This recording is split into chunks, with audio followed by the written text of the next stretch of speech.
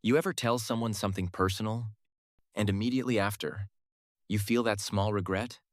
Like, maybe I said too much, too soon, but it felt right in the moment. They were listening. They seemed genuine. They felt safe. So you opened up. And now, you're hoping they handle it well. That feeling right there is what happens when trust moves faster than evidence. You didn't trust the wrong person. You trusted too soon. And no one really teaches you how trust actually works. So let's talk about it. Because you're not bad at reading people. You've just been taught to trust too fast. First, trust isn't one thing. It's levels. But most people treat it like a single decision.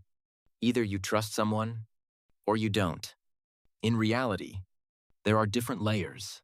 Someone can be easy to talk to, but not emotionally safe. They can be consistent with plans, but careless with your feelings. They can understand you, but not protect what you share. And when you don't separate these, you give deep access to people who haven't earned it yet.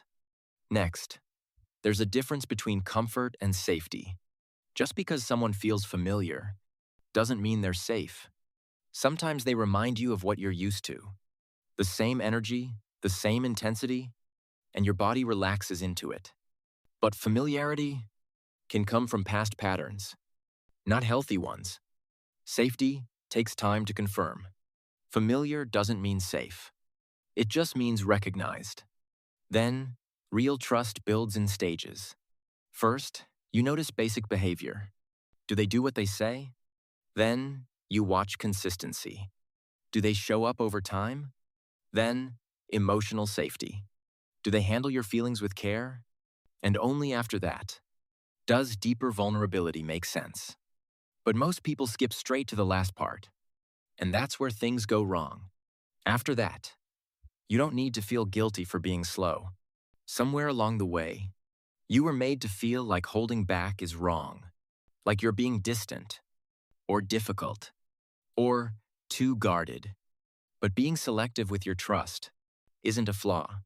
It's awareness. You're pacing access to yourself. And that's different. Then, words create comfort. Patterns create trust. Anyone can say the right things early on. Be understanding. Be expressive. Be attentive. But trust isn't built in conversations. It's built in consistency. Over time, without pressure. And then, pay attention to how they handle small things. Do they respect your time? Do they follow through on simple plans? Do they speak about others with care? Because how someone handles small trust is exactly how they'll handle bigger trust later. And this matters. You're allowed to take your time. You don't owe anyone immediate access to you. These are things people grow into, not things they're given quickly. And the right person won't rush that process. They'll understand it. Because real connection doesn't need urgency. And this is where the deeper realization comes in. You don't have a trust problem. You have a pacing problem. Trust isn't about being open fast. It's about being open with the right people, at the right pace. Because when trust is rushed, you end up feeling exposed. But when trust is built, you feel safe. Not excited, not overwhelmed, safe. And that kind of feeling is quieter, but it lasts longer. So if you've ever felt like you trust too quickly, or regret opening up too soon, that doesn't mean something is wrong with you.